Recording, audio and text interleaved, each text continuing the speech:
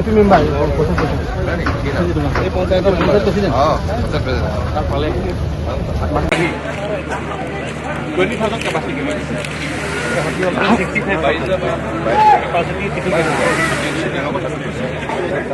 leveling কৰে ট্ৰাক্টৰ চলায় অলপ আগো পাৰ হই যাওক না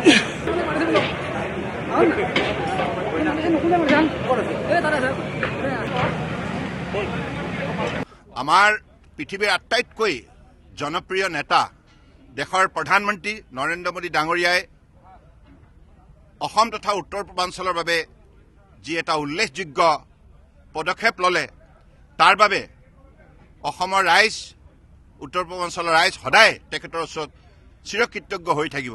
আপোনালোকে সকলোৱে জানে দীৰ্ঘদিন ধৰি অসমৰ ৰাইজে নামৰূপত চতুৰ্থটো প্লাণ্ট নিৰ্মাণ কৰাৰ বাবে আন্তৰিকতাৰে দাবী জনাই আহিছিল, কিন্তু কংগ্ৰেছে দীৰ্ঘদিন ৰাজত্ব কৰাৰ পাছতো এই গুৰুত্বপূৰ্ণ দাবীটোক সম্পূৰ্ণৰূপে তেখেতসকলে অৱজ্ঞা কৰিলে, গুৰুত্ব নিদিলে। সেইকাৰণে দীৰ্ঘদিন শাসনত থাকিও তেখেতসকলে একো কৰিব নোৱাৰিলে। কিন্তু মাননীয় প্ৰধানমন্ত্ৰী ডাঙৰীয়া নৰেন্দ্ৰ মোদী ডাঙৰীয়াই 11 বছৰতে যিটো পৰিৱৰ্তন দেশত সম্ভৱ কৰি তুলিলে আৰু তেখেতে এই বিষয়টোক আন্তৰিকতাৰে গ্ৰহণ কৰি আজি 10,000 কোটি টকাৰ বিনিময়ত চতুৰ্থটো প্লাণ্ট নিৰ্মাণ কৰাৰ শক্তিশালী সিদ্ধান্ত ল'লে। তাৰ বাবে আমি অসমৰ ৰাইজে তেখেতক আন্তৰিকতাৰে কৃতজ্ঞতা জ্ঞাপন কৰিছোঁ।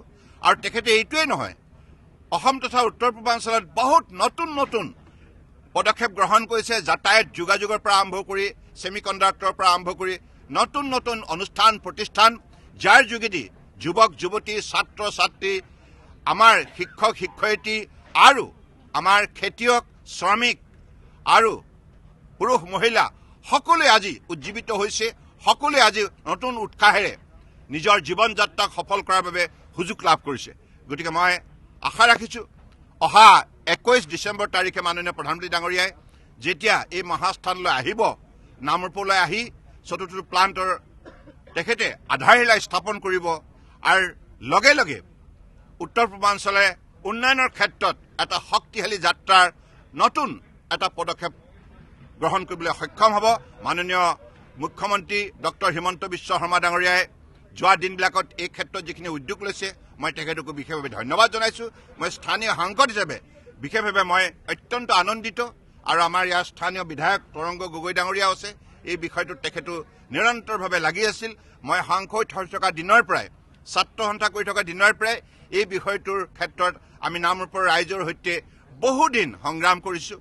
কিন্তু আজি এই সকলোবিলাক আমাৰ মনৰ আশা আকাংক্ষা পূৰণ কৰাৰ ক্ষেত্ৰত মাননীয় প্ৰধানমন্ত্ৰী ডাঙৰীয়াই যি শক্তিশালী সিদ্ধান্ত ল'লে, অসমৰ ৰাইজক যি সন্মান দিলে, খেতিয়ক ৰাইজৰ ভৱিষ্যত শক্তিশালী কৰাৰ বাবে তেখেতে যিখিনি পদক্ষেপ ল'লে, তাৰ বাবে আজি আমি সকলোৱে আনন্দিত হৈছোঁ আৰু আমি উন্নয়নৰ নতুন যাত্ৰা আৰম্ভ কৰিবৰ বাবে সংকল্পবদ্ধ হৈছোঁ।